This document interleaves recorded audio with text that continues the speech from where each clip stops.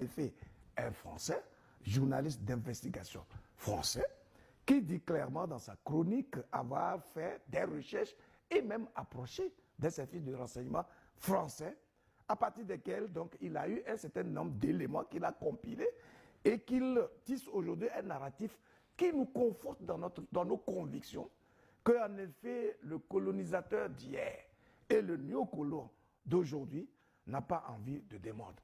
Tout ce qu'il a évoqué, on n'a même plus besoin de remonter des pistes pour voir les éléments qu'il a évoqués. Tout ce qu'il a dit, c'est ce que nous avons toujours dit ici, y compris les autorités maliennes, les autorités burkinabèses, les autorités nigériennes, qui, vous vous rappelez, le ministre des Affaires étrangères du Niger, qui avait clairement dit, à chaque fois qu'il sort, il dit clairement que leur problème, c'est la France. C'est une vérité, et puis c'est logique. Je pense qu'aujourd'hui, la France ne peut plus se cacher ou vouloir camoufler en réalité tout ce qu'elle fait de pernicieux et de pécamineux dans nos milieux, parce qu'en réalité, elle est quand même logique, elle est cohérente.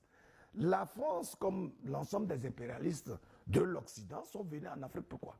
Justement pour exploiter l'Afrique, justement pour utiliser tout ce que l'Afrique a comme ressources humaines, ressources minières, ressources naturelles, etc., etc. Et donc, les impérialistes sont convaincus que sans l'Afrique, ils auront du mal à construire leur économie, à asseoir les socles de leur développement. Et c'est vrai, parce que le principe qui a motivé leur arrivée, que ce soit à travers la traite négrière, que ce soit à travers la colonisation ou le néocolonialisme aujourd'hui, c'est parce qu'ils sont convaincus que c'est sur nos sols qu'ils vont trouver les ressources dont ils ont besoin pour alimenter leur économie. C'était quand même puéril de voir la France nier des faits aussi évidents lorsque le Mali l'accusait clairement d'être d'intelligence avec les groupes terroristes pour justement déstabiliser le pays.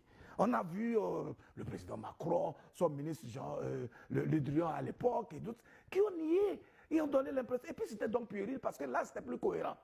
Et jusqu'à ce que le Mali a été obligé de compiler une série de faits pour justement porter une plainte auprès du Conseil de sécurité des Nations Unies. Malheureusement, c'est encore cette France qui engloue la procédure et empêche justement l'éclatement de la vérité. Et donc ça veut dire qu'en tout état de cause, ce que Georges Malbronn a dit aujourd'hui n'est rien d'extraordinaire que ce que nous avons toujours dit et dénoncé.